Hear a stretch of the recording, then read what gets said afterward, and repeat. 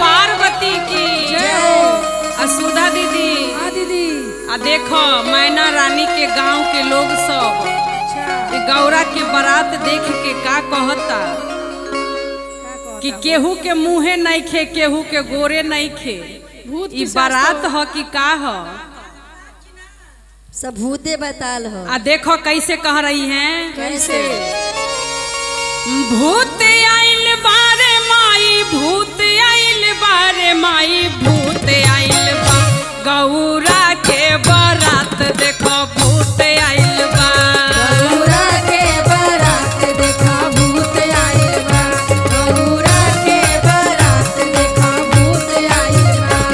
हाँ भूत आइल बारे माई, भूत आइल बारे माई, भूत आइल बा गौरा के बारात देखो भूत आइल बा।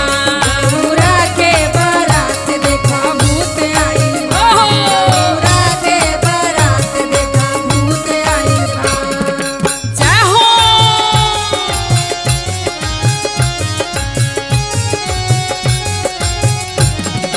गौरा के बारात देखो भूत आइल बा।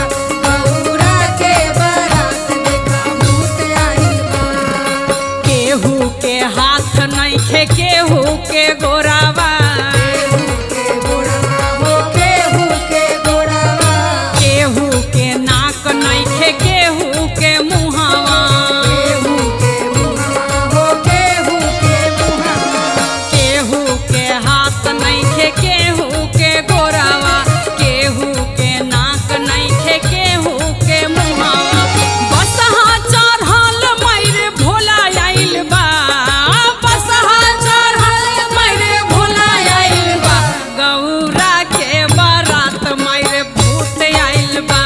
गौरा के बारात मायरे भूत आइल बा।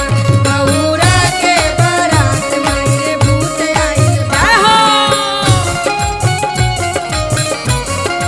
जय हो। गौरा के बारात मायरे भूत आइल बा। गौरा के बारात मायरे भूत आइल बा। देखो आई भूत बा बैताल बा भोला के बाराती संग हैं। खुदे भोलेनाथ कैसे आए हैं? ऐसे गर्दन में सांप मारे मारे फुफुकारी, मारे फुफकारे मारे फुफकारे। बसहा बैल मारे मारे